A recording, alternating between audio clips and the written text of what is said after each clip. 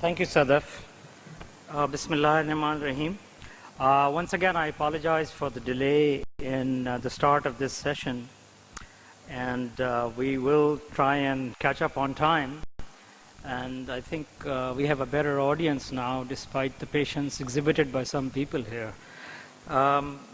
Distinguished guests, President IAP, who's here, and all our guests, fellow architects, students, fellow professionals, and non-professionals that are here. I welcome you all here to the first session of My Architecture and Our Architecture.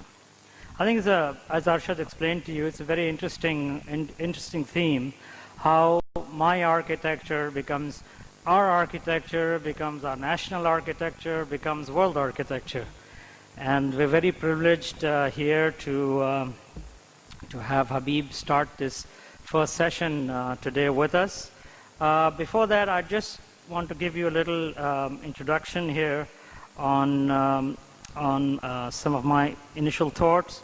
The format, as Sadaf explained to you, is that we will be going through with Habib's presentation. After that, the panelists who are very privileged to say Kinya just a minute, my apologies. Kinya Mariyama from Japan, whose presentation you will see tomorrow. I'm sure we're looking forward to that. And also we have Imrana Tivana, the chairman of the Lahore chapter. These will be our two panelists who will speak after the main speaker is through. Then we'll open the floor up for questions and answers and comments that we have. And hopefully we'll see as the time goes along to conduct.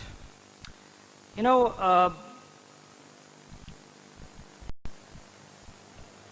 I have a great bias towards Mies because I went to a Miesian school. And as Mies said, architecture is a reflection of a civilization. And you know, to tell you, there's a sign that is put up at Crown Hall in Chicago at IIT that every summer the students write it and they go away. The sign says, you know, Mies said God is in the details. Mies made the details. Oh my God. So for those of you who understand his philosophy or whatever, you'll be able to understand that. Let me just introduce once more a little proper introduction to our panelists. Kinya Mariyama, who you'll be hearing tomorrow. He is a practicing architect at Atelier Mobile.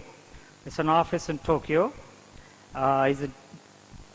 He's a student of Waseda University, and he will certainly bring in a new perspective to see Habib's work here and be shared between two different cultures here. We're very happy that you're here, Kinya. Architect Imrana Tivana has also a very interesting, colored and checkered career, and she went to MIT and Harvard, and she is now the chairman of the Lahore chapter of the Institute of Architects. And she worked in the New York office of Skidmore, Owings & Merrill on a lot of urban projects. And as she says, her call to return to Pakistan was based on the fact that she missed all the Golgappas of Lahore. So I think that's a great reason to come back, and we're happy she stayed back. She is a principal architect at Imrana Tivana Associates and has a lot of work in her profile. Okay.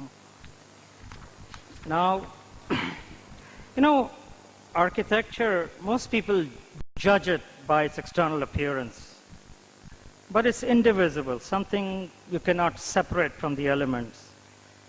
And it's not just plans and elevations and sections that are there, but there's much more. The architect, you know, works with form, mass, just as a sculptor does. And like the painter, he works. Like the painter, he works with color, but his art is functional. And that's a major, major difference that happens. And you know, architecture means shapes formed around man, formed to be lived in, not merely to be seen from outside.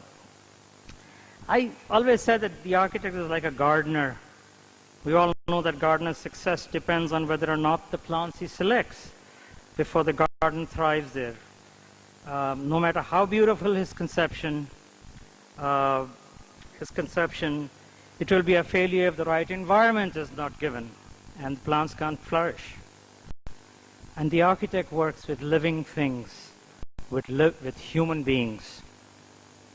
Also, a painter's work of art or sketch is a personal expression, where his brushstroke is as individual as his writing.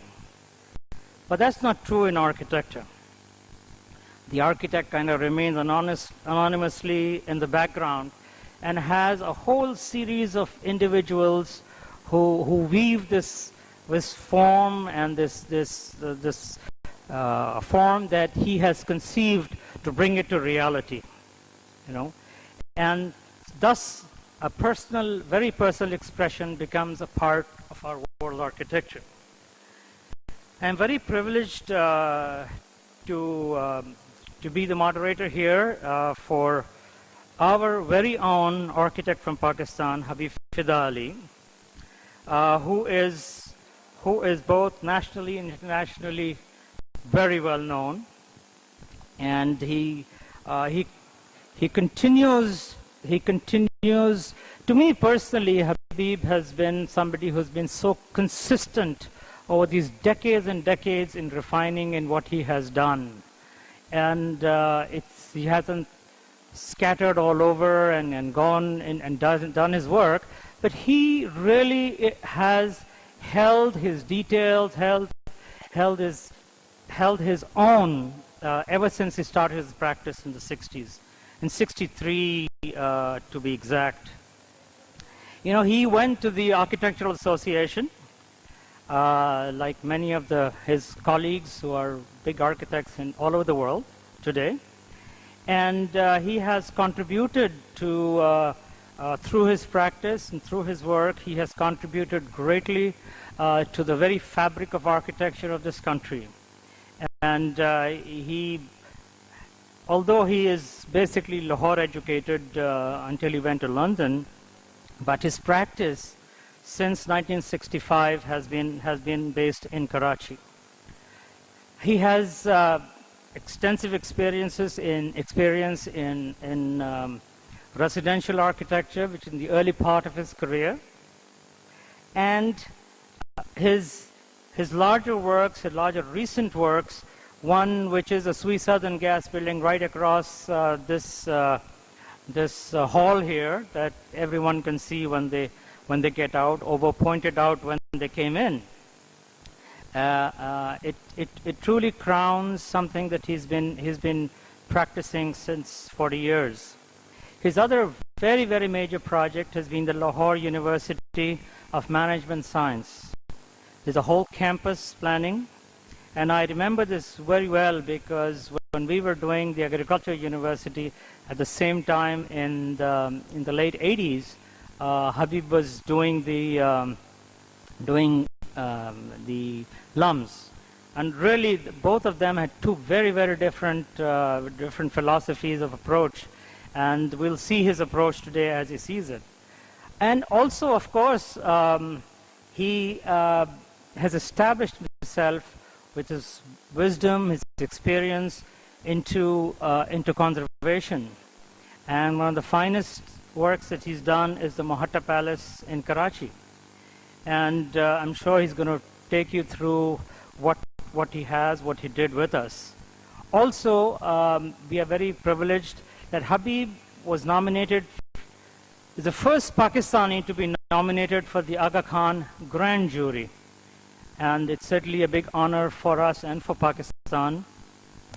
And with these few words, I would like to hand over the stage to Habib for his presentation.